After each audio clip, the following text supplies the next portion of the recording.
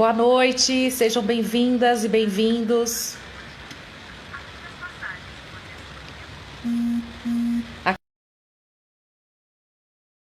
Normalmente vai ser na quarta-feira, mais um episódio aqui do Ana Mielke Entre Visitas. Toda semana eu convido algum lutador popular, algum militante, ativista aí da luta na defesa dos direitos humanos, sociais, para conversar comigo um pouco sobre temas relacionados aos direitos, às garantias dos direitos. E hoje eu convidei o professor Betinho, que já deve estar entrando, está chegando aqui na live já. Vou convidá-lo aqui para entrar.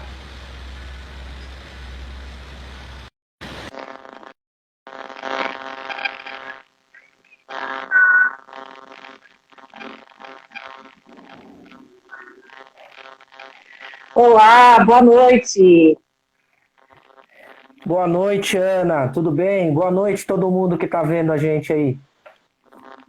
Seja bem-vindo, aqui é o Ana Mielke Entre Visitas. Para quem não conhece, professor Betinho, Roberto Bezerra dos Santos. Isso. É professor, é militante, ativista, defensor da educação e poeta nas horas vagas, é isso ou é o contrário? Quase isso. Talvez a ordem dos fatores pode alterar um pouquinho. E ainda sou jogador de futebol também nas horas vagas, né? Presidente de time de várzea, tem tudo isso ainda. Muito importante dizer. Fala um pouco sobre o seu livro, A Poesia e a Luta, que você lançou recentemente.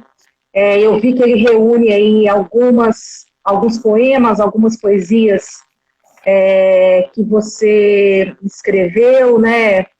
E participou dos sarais, né, da cidade de Ademar, Isso. da Cooperifa. O livro ele reúne, Ana, algumas produções minhas de, sei lá, 5, 4 anos, em que eu tenho apresentado em espaços de resistência, né, nos saraus periféricos, nas escolas, quando a gente organiza as atividades, né? O sarau que eu ajudo a organizar também, o sarau Poesia de Porão, que é aqui na Vila Marari, aqui em Diadema, onde eu estou morando agora e militando politicamente também, aqui no Bar do Zé, ou seja, na Cooperifa, no Sarau do Vinil, em vários desses espaços de resistência por onde a gente circula, né? E são poemas que refletem bastante a minha trajetória como professor, como militante cultural, ativista cultural, militante político, toda a reflexão que eu tenho feito, né, acerca das injustiças sociais, dessa questão gravíssima desse país, né, que é tão desigual, oportunidades tão mal distribuídas, né, e assim, um reflexo também de um pensamento individual frente a todas essas questões, né? O livro está aqui, ó, tá lindo o livro. Ele é um livro... Eu vou pedir para você já ler uma poesia ou um poema para a gente aí, para a gente começar essa conversa com poema, pode ser? Vamos começar sim. Eu só queria falar antes, então, de declamar um texto aqui do livro, que o livro ele tem alguns parceiros, né? Ele tem a ilustração do Vander Bourbon, que é um camarada que me ajuda lá a organizar o Sarau Poesia de Porão, é um músico, multi-instrumentista, faz os desenhos maravilhosos de chamada do Sarau. O prefácio é assinado pelo professor José Wilson de Souza, que é meu companheiro de sala de leitura lá na MF Deputado João Sumirata, porque aqui eu trabalho em 2 redes de ensino, né? Eu trabalho na rede municipal de São Paulo e na rede municipal de Diadema. Em Diadema com educação de jovens e adultos, na escola Átila Ferreira Vaz, lá no Eldorado, lá no cantinho lá de Diadema, e aqui na região da Pedreira, em São Paulo, onde eu atuo na sala de leitura, né? Eu sou professor de português, por formação, mas estou desde 2009 em São Paulo na sala de leitura. Então é um espaço privilegiado, onde a gente dialoga com os alunos todas as questões relacionadas à leitura, à literatura. É um desafio, mas é bem bacana. Então vou declamar aqui um poema do livro chamado 14 de Maio, para a gente já entrar na negritude com os 2 pés, tá bom? Ok, manda ver. Poema 14 de maio tem duas partes, hein, gente? Não se assustem aí. 14 de maio. Amanheceu o dia e o que se vê é a ressaca da alegria da euforia de ontem. Cinzas do carnaval fora de época. Salve a princesa, vive Isabel. E a partir de agora, com o fim da escravidão, todos estão felizes. Não há mais preconceito, nem discriminação, racismo, nem pensar. A liberdade religiosa, o culto aos orixás nossos ancestrais, agora é permitido e respeitado.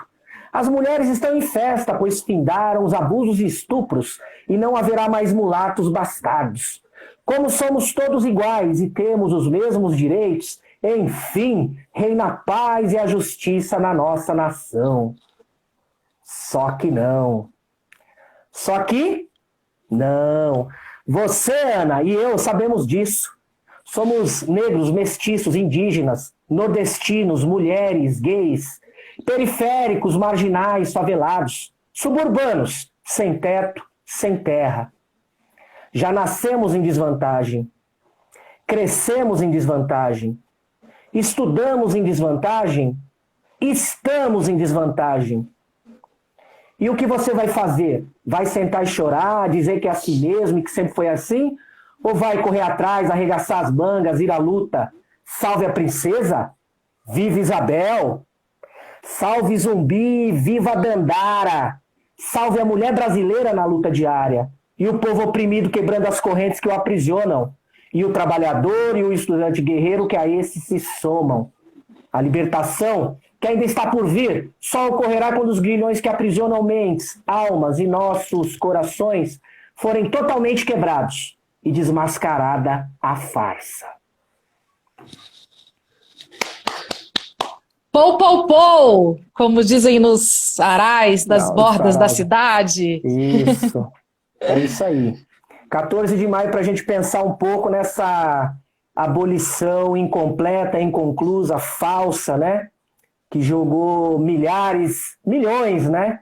De escravizados à sua própria sorte, sem política pública nenhuma de inclusão àquele momento, né? Aliás, com o contrário, né? Com uma política de substituição de mão de obra via imigração, né? De trazer os europeus, um processo de embranquecimento. De branqueamento, política de Estado, né? De branqueamento. Política de Estado e que traz consequências gravíssimas até hoje para nós aí, né? Para nós lidarmos. Vamos falar das consequências, mas vamos falar das consequências pelo ponto de vista positivo, né? Acho que você tem aí muitas histórias para contar para a gente, de como se organizam aí esses movimentos culturais, né? Nas bordas da cidade, onde você declama seus poemas. É algo que cresceu bastante, né, na década de 2000, esses coletivos culturais nas periferias, né? Poetas que se lançaram aí e que hoje, né, são reconhecidos nacionalmente em função da construção desses sarais, mas também em função do trabalho riquíssimo, belíssimo que eles fazem. Queria que você falasse um pouco disso, o que são esses coletivos, como é que eles funcionam, como é que você participa. É importantíssimo isso, porque, na verdade, tem um passo anterior que seria o movimento hip-hop, né? Que os saraus, eles vêm a reboque do movimento hip-hop, que foi o primeiro grito, na minha visão, organizado dos jovens periféricos, né? Eu venho também do movimento hip-hop. Eu sou um b-boy, hoje, obviamente, não estou nativa, né? Porque o tempo passa para todo mundo. Eu estou até com uma dorzinha aqui no ciático, fico imaginando eu fazendo alguns movimentos de power moves aqui, é só chamando o SAMU, né, Ana? Não tem como, mas é importante falar desse passo anterior, né? Até porque ontem, dia 11 de agosto, é considerado para alguns, porque há uma disputa da data também. 11 de agosto é o dia do surgimento do hip hop nos Estados Unidos, né? A primeira festa dada lá pelo Kool Herc e que deu origem ao que a gente hoje chama de hip hop. Depois, no dia 12 de novembro, com a formação da Zulu Nation, com a África Bambata, aí a gente tem a organização, essa questão política envolvida. Por isso que a gente costuma dizer que o Kool Herc é o pai, África Bambata o padrinho do hip hop, e as coisas vão surgindo a partir daí, né? Mas aqui é importante a gente entender que o primeiro grito da juventude organizada politicamente, né, da minha geração pelo menos, claro que pessoas mais velhas que eu podem dizer de movimentos anteriores, vem a partir do hip hop. E eu acho que o Saraus vem um pouco a reboque dessa questão do hip hop, e aí nós temos algumas figuras que são emblemáticas, a gente não pode deixar de citar o Sérgio Vaz, Marco Pezão, com aquela questão da cooperifa lá atrás, né? E que depois outras pessoas que estavam ali também, próximas, vão começar a se organizar nesse sentido, que é justamente trazer a possibilidade da gente falar de poesia, falar de literatura, falar de arte nas periferias, né? Nos grotões mesmo. A gente muitas vezes ouviu, né, que pobre não gosta de literatura, pobre não gosta de poesia. A gente percebe que isso é uma mentira cabeluda, porque o que a gente vê acontecer nos saraus periféricos, e aí, como você disse, a partir dos anos 2000, mas isso se prolifera de uma forma fenomenal aí por vários lugares, chegando hoje a centenas de saraus aqui em São Paulo e outros tantos espalhados no Brasil inteiro, a gente vê que o nosso povo gosta sim de poesia. Ele gosta de falar de coisas bonitas, mas também de falar dos seus problemas, das coisas que o afligem, né? As questões sociais, questões relacionadas à discriminação, ao racismo, ao machismo, à LGBTfobia, e tem muita força para dizer isso. Quer dizer, ao invés dos outros falarem de nós, para nós vamos falar de nós mesmos. Ninguém sabe falar melhor de nós do que nós mesmos, né? Quem nasceu e foi criado ali, que conhece o que é ter esgoto a céu aberto, ônibus lotado, desemprego, a questão da violência policial, e tudo isso está refletido, né? Mas não só isso, também as questões relacionadas à esperança, ao amor, a tudo, porque a poesia fala de tudo, fala dos amores e das dores, né? Nela tudo cabe, nela nada excede, né? Então, é isso. Eu tô, né, fazendo uma conexão aqui com uma outra live que eu participei hoje, né, em que a gente estava falando sobre educação midiática, né, e uma das questões que foram levantadas por uma das professoras que participava da live comigo é que quando ela perguntava para jovens de uma periferia de Salvador o que eles queriam fazer com as tecnologias, para além da propaganda, né, do uso das tecnologias para postar selfie no Instagram, né, o que eles queriam fazer? E aí ela trouxe isso, né, a resposta era, a gente quer falar sobre nós, assim, a gente quer falar de uma perspectiva que ninguém fala, né, então eu acho que é um pouco isso, né, os saraus me corrigiram aqui, viu? Enquanto eu falei sarais, e alguém já veio aqui em box e falou assim, saraus. Isso. Então, aproveitar a presença de um professor de português aqui, saraus. Então, eu acho que os saraus também cumprem esse papel, né, de ser o lugar onde as pessoas que moram naquela comunidade, que moram nas comunidades vizinhas, porque rola muito intercâmbio também, podem falar de si mesmas, né, dos seus sentimentos, das suas vivências, das suas esperanças, das coisas ruins que acontecem, que infelizmente são muitas, né, e agora durante a pandemia a gente também achou que, né, as coisas poderiam ser de outra forma, mas só escancarou, né, as mazelas e as desigualdades que a gente vive na sociedade, né, mostrando como é difícil, né, para as pessoas que moram nas periferias da cidade conviver, né, nesse momento de isolamento, né, que não tem política, né, para garantir a dignidade dessas pessoas, né, que não tem uma política para de fato garantir o direito ao isolamento, né, então muitos tiveram que continuar trabalhando, ao contrário de quem mora, né, em outras regiões que muitas vezes trabalha em empregos que permitiram home office, enfim.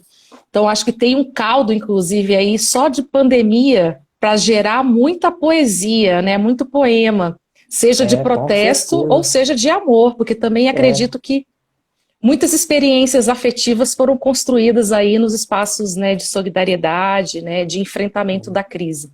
Muito Aliás, espaço de reflexão, né? Muito espaço de você mergulhar também para dentro de si e se reconhecer ali, que esse mundo louco que a gente vive, esse consumismo desenfreado, o que é essencial, Ana, de fato, para a vida do ser humano? Né? Porque a gente, na verdade, foi colocado num sistema em que você é o que você tem. E a gente está percebendo que o que é essencial, de fato, não é o que você tem, o que você adquire, o que você compra. Né? A gente está vendo a importância que tem, eu como ativista cultural, posso dizer isso aqui, a importância que a arte tem feito para mim nesse momento, e que tem feito para muitos outros, porque é um momento de reflexão, de cura, porque não está fácil manter a sanidade, né? Eu sei que para alguns, como você colocou, a pandemia, de fato, ela colocou uma lupa. Eu costumo dizer que ela colocou uma lupa nessa sociedade injusta e desigual que a gente vive, né? E pior do que isso, ela potencializou essas desigualdades. Porque a gente tem visto estudos que mostram que aquela porcentagem pequena, ínfima, mais rica, está cada vez mais rica, mesmo durante a pandemia. Por quê? Porque é detentora de alguns instrumentos que possibilitam ainda mais acumulação. Então a gente, por exemplo, está usando aqui para fazer essa transmissão uma rede social. Os proprietários dessa rede social estão dando risada à toa com relação a essa questão da pandemia. Quer dizer, estou falando financeiramente, não estou dizendo em outros sentidos, né? Enquanto a grossa maioria da população, que são os meus alunos de educação de jovens e adultos, os pais dos meus alunos da escola regular, muitos deles estão indo à luta porque tem que garantir o almoço diariamente, a janta diariamente, estão pegando ônibus lotado, se precisarem de um hospital vão ter que passar por aquele sufoco todo de saber se vai ter um leito ou não, né? Muitos deles tendo que lidar com as perdas, porque a gente tem as notícias das perdas, né? São mais de 1.000 pessoas partindo por dia nesse país e a gente não pode cair na armadilha de naturalizar isso, né? Porque tem alguns que apostam nisso, infelizmente, né? E eu me sinto, acho que você também, um privilegiado no sentido de que posso trabalhar de casa, posso estar protegido e proteger minha família, né, sem passar necessidade. Isso não é a realidade da grande maioria, infelizmente. Sim. Né? Então eu tenho, inclusive, uma obrigação moral e ética de, justamente por poder estar em casa trabalhando, né, garantir a proteção dos meus, mas também garantir a proteção dos outros, dando bons exemplos, falando sobre isso, tentando explicar o tempo inteiro que a pandemia não passou. A gente tem que preservar a infelizmente, nossa vida e a vida dos outros. Infelizmente, tem até emissoras de televisão, né, se aproveitando um pouco aí disso para, né, para desinformar as pessoas, né, falando que o processo, que a pandemia, né, já está no final, enfim, encorajando as pessoas a saírem de casa sem utilizar máscara. Muito difícil. A gente vive um momento muito difícil mesmo da realidade brasileira. Enfim, em todos os quesitos, mas principalmente por ter uma presidência da República, né, um presidente da República que simplesmente, né, lavou as mãos para tudo isso, né, e não fez aí o que deveria ter sido feito, inclusive estamos sem ministro até hoje, né. Pois é. Mas vamos falar de coisa boa de novo. Eu queria perguntar para você o seguinte: você acha que os saraus, ele nunca mais vai esquecer que é saraus, que os saraus, eles cresceram muito em função da ausência de políticas de cultura propostas pelo Estado, o Estado aqui ser o município ou o Estado de São Paulo? Sim, como é que você vê isso? Sim, com certeza, né? Onde você tem um espaço abandonado pelo poder público, se a gente não tomar as rédeas da situação, dificilmente alguma coisa vai acontecer por si. Né? Então, por isso que é importante a gente ter os modelos, os exemplos, e aí a gente exaltar aqueles que primeiro tiveram essa visão, o Sérgio Vaz, porque sarau sempre existiu, né, Ana? Agora, o que era o sarau antigamente? O sarau era uma coisa de elite, sacralizada, que acontecia nas salas, nos salões da burguesia, para que eles expusessem as suas riquezas para os convidados, né, suas obras de arte, contratavam um poeta que ele ia tocar o sarau. Não, os convidados não tinham direito a declamar, a falar nada. O sarau era para aquele poeta que era convidado, né, contratado pelo... Né, o que nós fizemos com isso? Dessacralizamos o sarau. Nós colocamos o sarau em todas as quebradas, nas escolas, né? A gente tem a possibilidade hoje de fazer sarau em qualquer canto, qualquer buraco, qualquer beco, numa praça, num boteco, numa casa de cultura, como a gente pede e exige, né? Num centro cultural, onde né? Num núcleo político, onde a gente tiver espaço, a gente hoje consegue organizar. E aí a gente tem situações que eu vivencio e muitos dos organizadores de saraus também vivenciam, de você ter, às vezes, uma pessoa que está ali acompanhando, aí no outro sarau o cara já traz um poema de algum autor conhecido, no outro ele já esboçou escrever alguma coisa, e aí a gente descobre que todo mundo pode ser poeta dentro da sua realidade e sua possibilidade. Né? Nem todo mundo vai ganhar um prêmio Nobel de literatura, mas todo mundo tem algo a dizer, todo mundo tem sentimentos, todo mundo tem uma percepção da vida, todo mundo, portanto, pode participar. Né? E a gente diz isso nesses espaços, né? Olha, aqui a voz é para todos, você pode ficar à vontade. Eu no meu sarau, eu sempre digo, né, no sarau Poesia de Porão, falou, olha, opinião a gente respeita, você pode vir aqui, você pode se colocar, a gente pode divergir, não há problema. A única coisa que a gente não tolera são os intolerantes. Que aí não dá, né? Que aí não tem como, né? Com fascista não tem negociação, não tem jeito. Né? Onde que acontece o seu sarau? Na Avenida Marari, número 466, no Rock and Blues Bar. É uma parceira que é a Maria e o Leitão, né? Abriram um espaço para nós, é um bar bastante musical, e aí a gente organiza lá. E tem também o sarau do Núcleo Jabaquara do PSOL, que a gente organizava a cada 2 meses, né? Tá tudo parado do presencial, a gente tem se virado aí a partir do online, das lives, né? Nós estamos nos reinventando, né? Dentro das possibilidades que foram dadas aí. Mas é isso. E além dos saraus também, é importante dizer que tem uma cena um pouco mais nova, que também vem a reboque do hip-hop e dos saraus, que é a cena dos slams. Né? Os slams também têm uma importância fundamental nesse momento, porque aí é uma poesia realmente mais engajada, mais ainda de luta, né? E com uma coisa que os jovens gostam muito, que é essa questão da competição, né? Mesmo que a gente não seja muito de incentivar essa competitividade pela competitividade, mas numa competitividade poética todos ganham, né? Isso é importante, porque está todo mundo ali oferecendo e recebendo alguma coisa. Eu vejo que na Zona Sul, inclusive, tem algumas escolas que promovem slams, né? Isso. Que já tem aí uma tradição, né, de fazer slams entre as meninas, entre os meninos, né? Então, uma vez por ano tem uma competição aí, né, dos slams. Exatamente. Eu acho super importante, né, como você disse, é uma forma de expressão, né, uma forma, né, de trabalhar a expressão, que talvez gerações anteriores, né, não tivessem tido essa oportunidade de fazer isso nas escolas, nos bairros, né?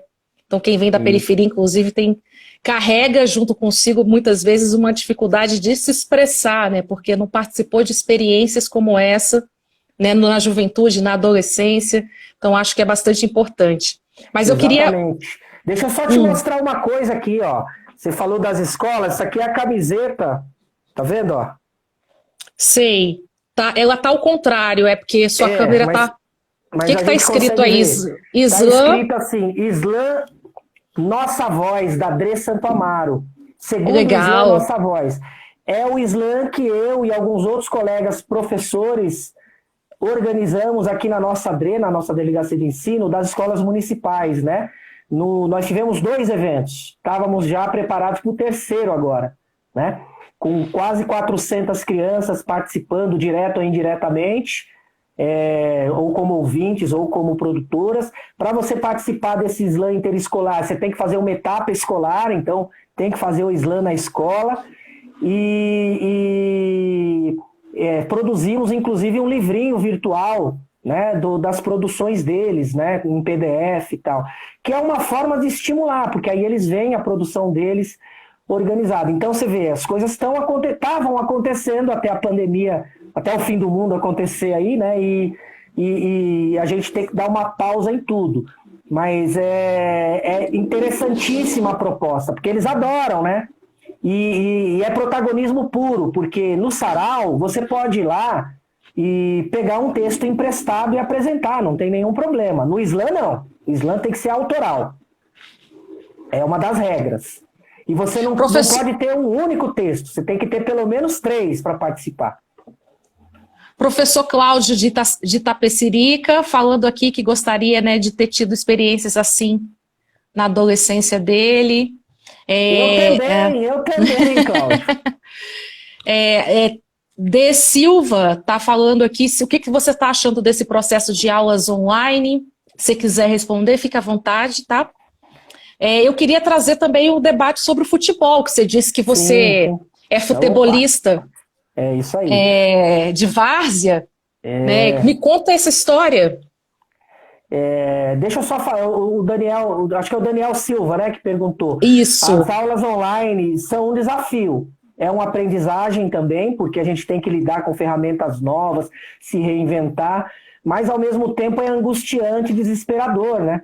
Porque a gente, de novo, joga à luz aquela exclusão que também acontece na questão do acesso à internet, né? Do acesso à possibilidade de você ter os instrumentos para garantir as aulas decentemente. Então, é estimulante por um lado, porque te joga para um desconhecido, para um novo, em que você tem que se reinventar, e é angustiante por outro, porque você não consegue ver o resultado. Eu tenho turmas de 30 e tantos alunos, você vê 3, 4, 5 que conseguem participar, é muito pouco. E olha que a nossa escola, ela tem, as 2 escolas nas quais eu trabalho, tem um olhar de acolhimento, de tentar ir atrás e tal, mas mesmo assim é muito difícil, né? Com relação à várzea, eu tenho orgulho de ser hoje presidente do GRE Congregação Mariana, é um time que completou 60 anos o ano passado, Uau! Né? Então ele começou em 1959, surgiu de alguns jovenzinhos que eram congregados, né? Por isso o nome, Congregação Mariana. Hoje, dessa leva nova, não tem nenhum congregado mais, mas a gente tem uma obrigação moral, inclusive, de levar ainda essa história nas nossas costas, né? O time, ele joga aqui, normalmente no CDC Ferradura, que fica aqui na região do Jabaquara. Nós estamos hoje com 2 categorias, que é o esporte, que é dos jovens, e o veterano, que é onde eu atuo atualmente, né? E, inclusive, eu gostaria de deixar claro aqui que o artilheiro do veterano nos últimos anos tem sido eu. Então, durmam com esse barulho. E é isso aí, entendeu? E assim, o futebol é essencial, né? Esse espaço que está no imaginário, no simbólico de todo brasileiro, né? Essa questão do futebol. E o futebol de várzea é fantástico. Agora, por óbvio também, né? A gente precisaria pensar em políticas públicas, né, para o esporte amador. Não só exatamente onde eu queria chegar. Né? Em São Paulo, inclusive, tem um campeonato já bastante estruturado, ou não? Me conte aí, de futebol de várzea. Na verdade, tem muitos campeonatos estruturados que são estruturados pelos próprios varzianos. Entendi. Alguns, assim, com bastante visibilidade, até com parceria com TVs e tudo mais. Isso, A prefeitura tem os jogos da cidade, né? Tem organizado os jogos da cidade. Inclusive, nós participamos dos jogos da cidade nos últimos anos. Chegamos à semifinal numa etapa regional. Ano passado fomos campeões regionais pelo Jabaquara. E eu pude perceber que a gente precisa evoluir muito, né, nessa organização. Tô lendo aqui os comentários. Se duvidar, ainda faz gol. Faz. Então, como política pública, a gente precisaria ter uma coisa mais estruturada da prefeitura, dentro disso que já existe, que é uma estrutura mínima, mas ainda precisaria evoluir, porque quando a gente passou para a etapa, saiu da etapa regional e passou para a etapa de São Paulo, a gente sofreu muito, viu, Ana? Sofreu porque marcaram jogos assim, longe, tarde, muito complicado. E aí acabou que a gente acabou se prejudicando, né? Agora, Quais são as ações possíveis em termos de política pública? Então, você já pensou sobre isso? O que poderia ser feito? Pensei em bastante coisa, e aí eu tenho que puxar de novo para a minha área principal, que é a educação. Né? Certo.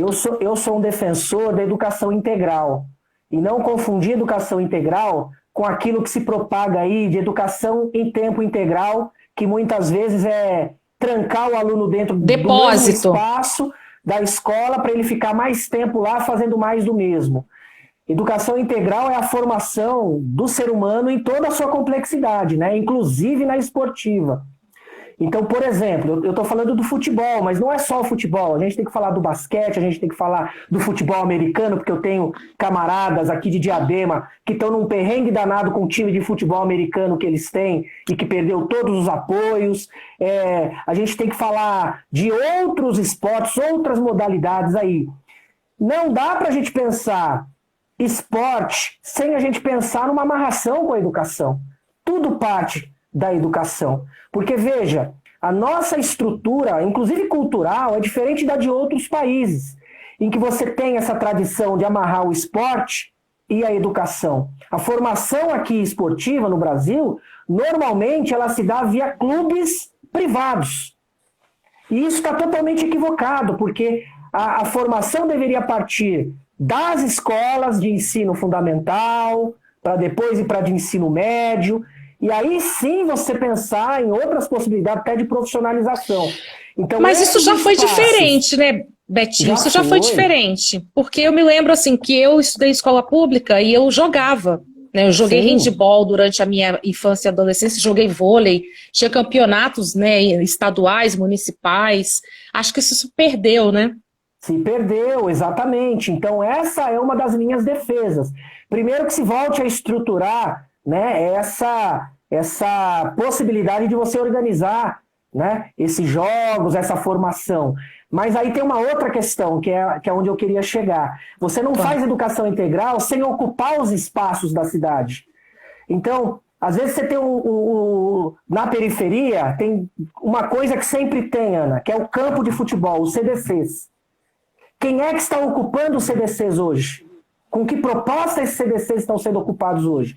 Como é que pode você ter um monte de escolas no entorno e essas crianças que estão ali não têm acesso a esse CDC de uma forma organizada? Você entendeu? Ele pode ter o acesso, eventualmente, porque ele vai ali e participa. Mas o que eu estou falando é política pública. E você estruturar isso, de ocupar esse espaço com os profissionais, com as pessoas que vão atender. E aí você precisa organizar os contraturnos, né? Se a criança estuda de manhã, ela tem que ter acesso à tarde com um professor, um profissional, com um lanche, com um transporte se for necessário.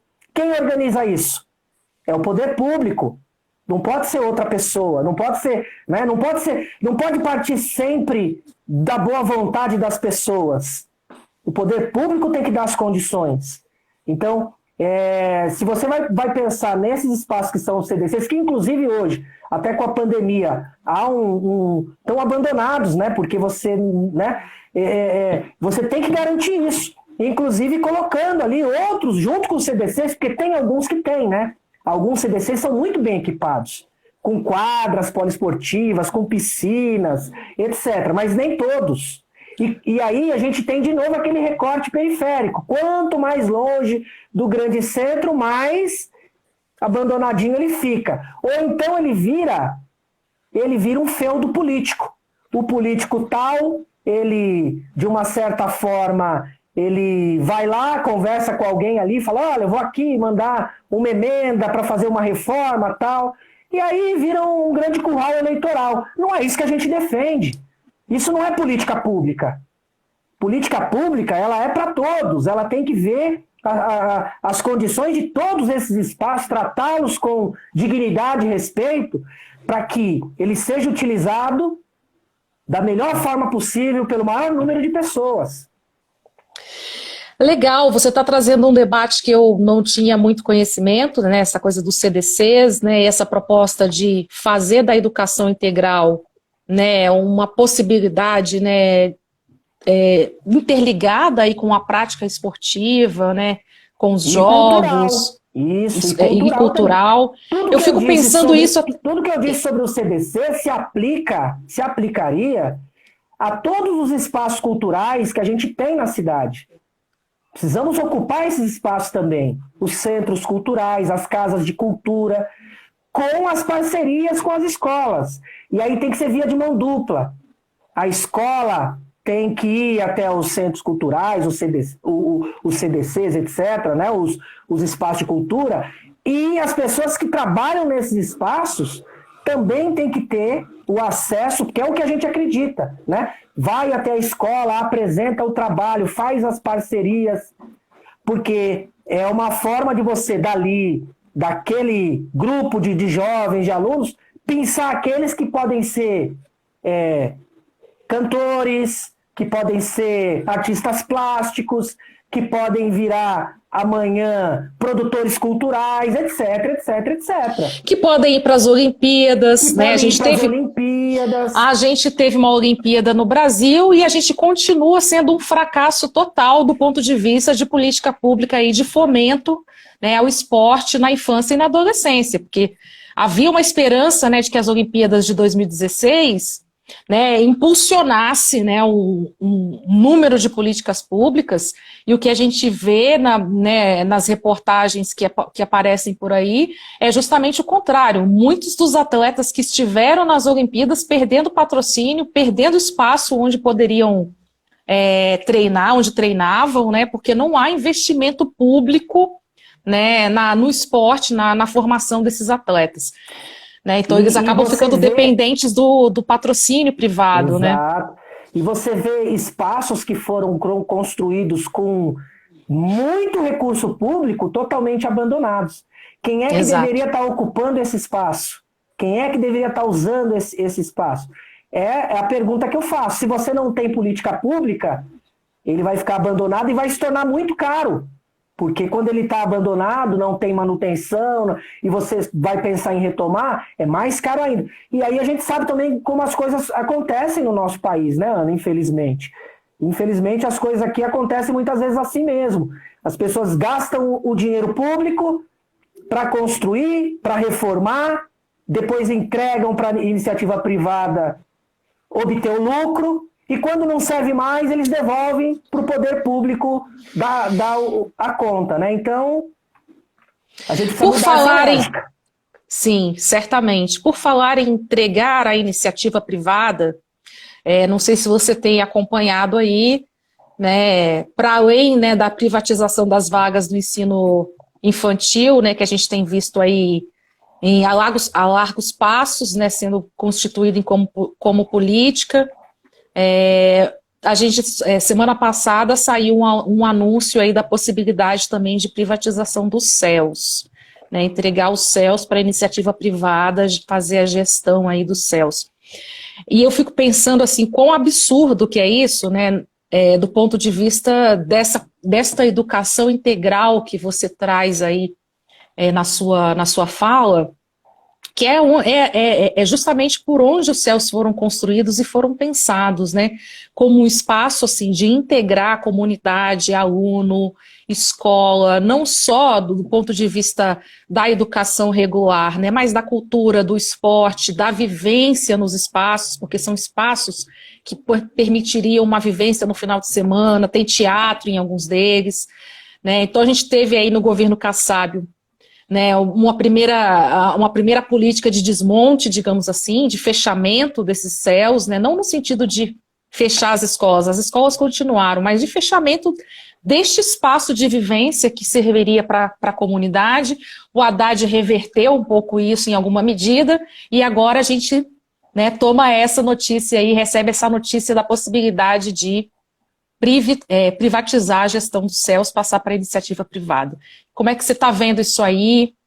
Eu sei como é que você está vendo, mas eu quero que você conte para a gente aqui, para todo mundo que está nos assistindo. muita tristeza, né? Assim, os céus, eles surgem justamente para a gente colocar alguns aparelhos em espaços, né, que eram totalmente abandonados. Então você tem realmente, dentro de algumas regiões, um teatro com 400 lugares, com toda a possibilidade, a acústica, tudo ali. Agora, se você tem o teatro e você não tem a programação, se você não oferece a arte com a qualidade, para que vai servir aquilo?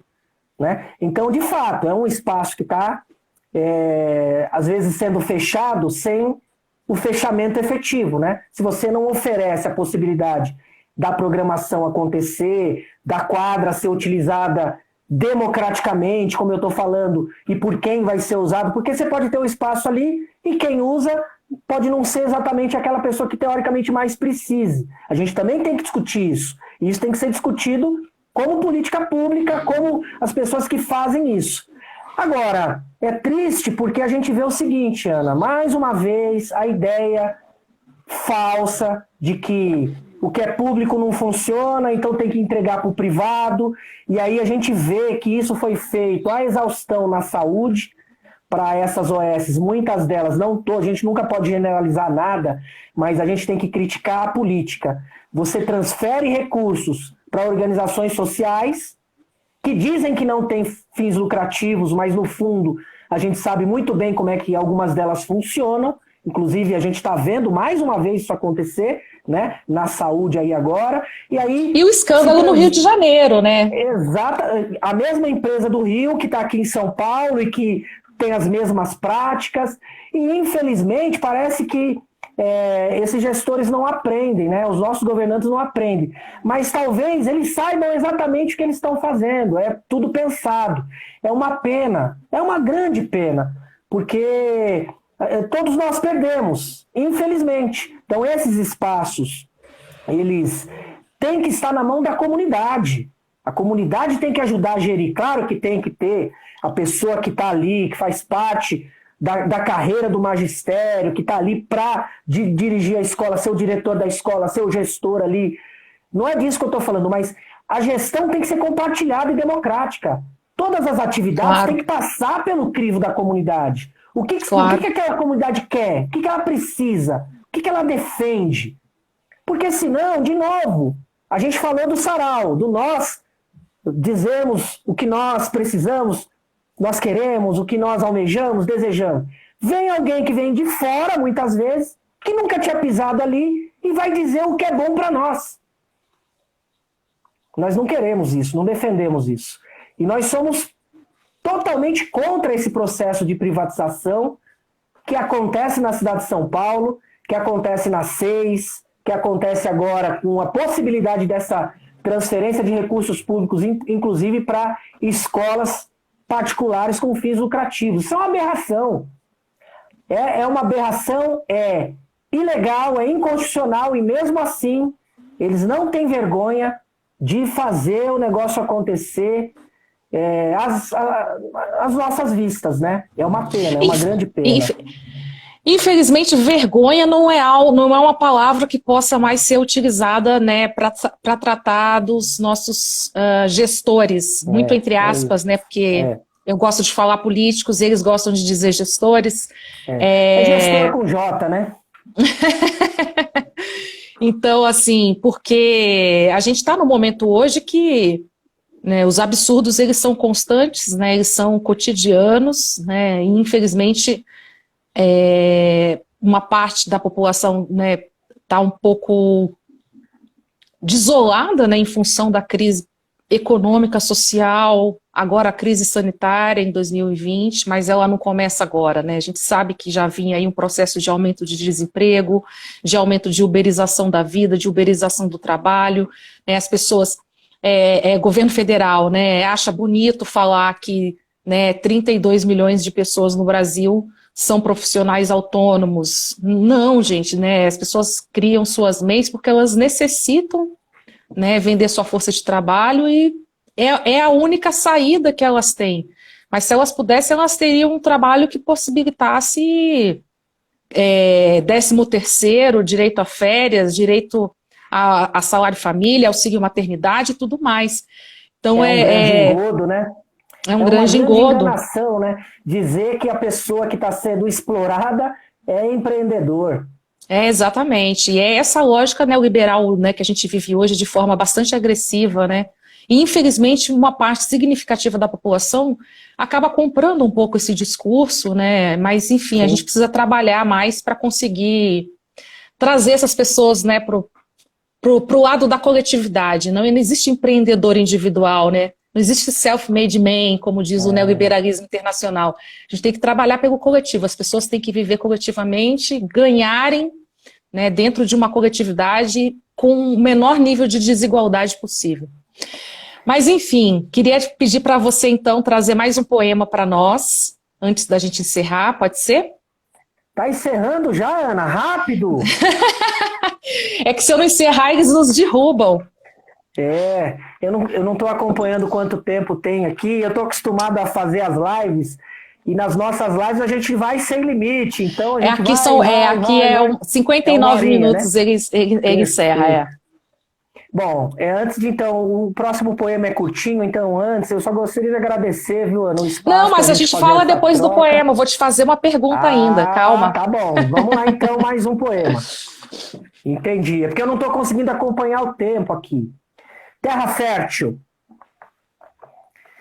Periferia é terra fértil para quem sabe o que plantar, mesmo com sementes de revolta. Quando se aduba a consciência, se rega a democracia, brota a identidade, florescem oportunidades. A colheita é o respeito, música, poesia, esporte, arte, transformação. Como círculo virtuoso, a paz e a reprodução.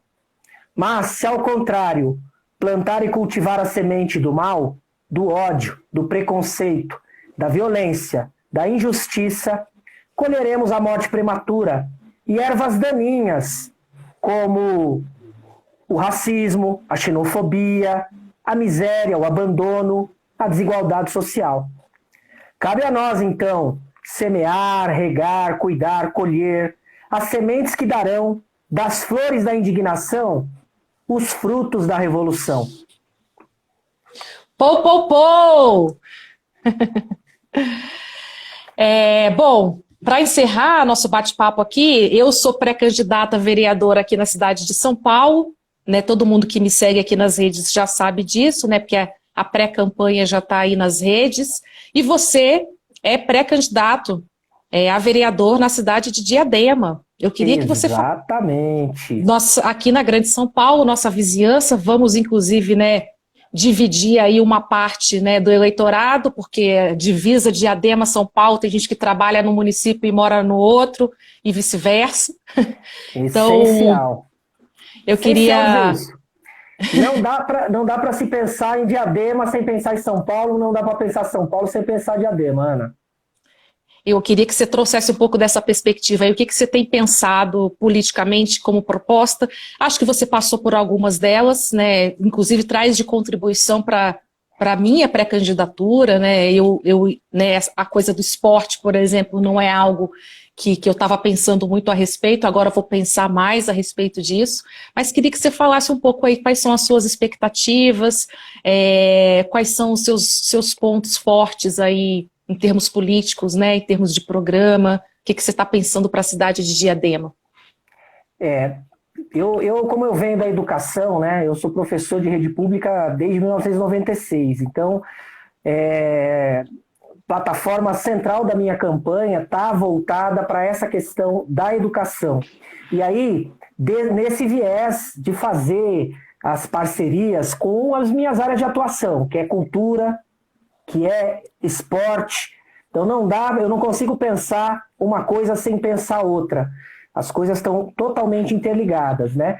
Então eu cito, por exemplo, nós estivemos aqui num bate-papo aqui de Diadema, falando, por exemplo, do carnaval da cidade. O carnaval da cidade de Diadema, que já foi muito forte no passado, de uns anos para cá foi praticamente abandonado. E aí eu fico pensando, né? O carnaval como cultura, o carnaval como fonte de renda, porque a gente estava falando disso, como fonte de fortalecimento de vínculos com a cidade, né? Como que a gente pode abrir mão de uma coisa como essa? É impossível. A pessoa que não percebe a importância, né, cultural, econômica, para emprego e renda de uma manifestação como essa, não está pensando na cidade como um todo, nos moradores da cidade, né? A gente tem uma outra questão que é essencial. Como eu disse, não dá para pensar São Paulo sem pensar Diadema, não dá para pensar Diadema sem pensar São Paulo. Claro que São Paulo é muito maior, tem muitas outras questões, mas nós temos bordas, nós temos uma divisa enorme entre esses dois municípios. E gente que trabalha em São Paulo e mora em Diadema, ou mora em Diadema e vota em São Paulo, e usa o posto de saúde de São Paulo, ou vice-versa. Então, lá dos meus alunos mesmo de educação de jovens e adultos, alguns moram em São Paulo. E eu estou no Eldorado, em Diadema. Então, a gente tem que pensar, não dá para a gente não pensar metropolitanamente nesse sentido, né? São Paulo é uma grande cidade dentro de uma grande região metropolitana. E aí eu não posso pensar também só Diadema sem pensar em São Bernardo, em todas as bordas, né? Aí, no caso aqui, mais especificamente... Itapecerica, temos o professor de Itapecerica aqui. Isso, exatamente. Então, assim, as políticas públicas, elas têm que começar também a ser pensadas dessa forma. Eu tenho uma atuação muito grande, além de Diadema, que é onde eu moro hoje, na região do Jardim Miriam, Cidade Ademar, que é onde eu nasci, fui criado, Jabaquara, Pedreira, que é onde eu trabalho, né? Então... só para dar um exemplo, a gente morava em São Paulo, minha filha estudava em Diadema na ETEC, que tem lá em Diadema, no Serraria, né? Então, como a gente não vai pensar essas políticas conjuntamente? Então, isso é essencial, né? A gente não tem aqui varinha de condão, não vai aqui dar solução mágica, mas a gente tem que pensar em tudo aquilo que a gente falou, pensar dessa forma, nesse intercâmbio, né? Nas ações culturais. Eu estou ajudando a organizar agora, junto com outros vários companheiros de luta, o 5º Encontro Literário da região. 5º Encontro Literário da região de Cidade Ademar, Pedreira, Jabaquara, Diadema. Eu sempre incluo Diadema, por quê? Porque os artistas, muitos deles vêm de Diadema. Os coletivos, muitos deles vêm de Diadema. E são coletivos que atuam em Diadema, atuam em São Paulo, outros que são de São Paulo atuam em Diadema, né? Então a gente tem que estar se fortalecendo, não tem uma alternativa que não leve em conta isso. Eu acredito muito que a gente vai conseguir fazer aí uma bela campanha com essa troca, com esses intercâmbios, aprendendo juntos, e nós vamos construir alternativas também conjuntas para essa grande divisa que existe, né? Que pode ser uma linha imaginária ou pode ser somente algo que sirva de... Vamos colocar assim, de troca, né? De lá para cá e de cá para lá, onde todo mundo ganha. Perfeito. Vou aproveitar para mandar um abraço aí para o pessoal da Escola Lauro Pereira Travassos, que eu estive lá ontem, né, conversando com algumas pessoas, e para todo o pessoal aí dessa região de Jardim Miriam, Pedreira, eu fui professor no Lauro Pereira Vila Missionária. Foi professor lá também? 1998, soube que o Ivan Valente também foi professor lá. Você acredita? Isso. Um grande abraço para o Agenor. O Agenor é companheiro, mora aqui em Diadema. Agenor, grande abraço. O diretor da escola, Vera, muitos colegas lá. Bacana. Bom, querido, nosso tempo está se encerrando. Antes que a gente seja derrubado, eu vou encerrar, porque aí eu consigo salvar o nosso vídeo direitinho. Queria agradecer imensamente a sua presença aqui no Ana Mielke Entre Visitas, convidar todo mundo que está assistindo, para convidar outras pessoas para participarem das próximas. Todas as terças-feiras, às 19 horas, eu convido alguém para falar de direitos, né, para trazer aí algum tema nessa perspectiva dos direitos, né, da promoção desses direitos. Hoje a gente fez excepcionalmente na quarta-feira, mas em geral é na terça-feira às 19 horas. Agradecer imensamente, professor Betinho. Espero que você esteja na Câmara Municipal de Diadema e que, se eu estiver aqui na Câmara Municipal de São Paulo, a gente possa fazer uma dobradinha aí na região metropolitana de São Paulo, que vai ser muito potente, muito importante, sobretudo para as periferias da cidade. É isso aí, Ana. Muito obrigado aí pelo espaço. E um curtinho aqui para a gente encerrar em alto astral. Ainda não. A gente ainda não tem a escola que sonha e merece. Ainda não tem a justiça social. Ainda não tem uma sociedade livre de preconceitos e intolerância. Ainda não venceu o machismo, o racismo e todo e qualquer tipo de discriminação. Mas, em vez de enxergar isso com um olhar presunçoso ou pessimista, meu olhar é esperançoso. Ainda não. Obrigado a todo mundo que acompanhou. Valeu. Boa noite, gente. Obrigada, professor Betinho. Até mais. Obrigado, Ana. Valeu. Tchau.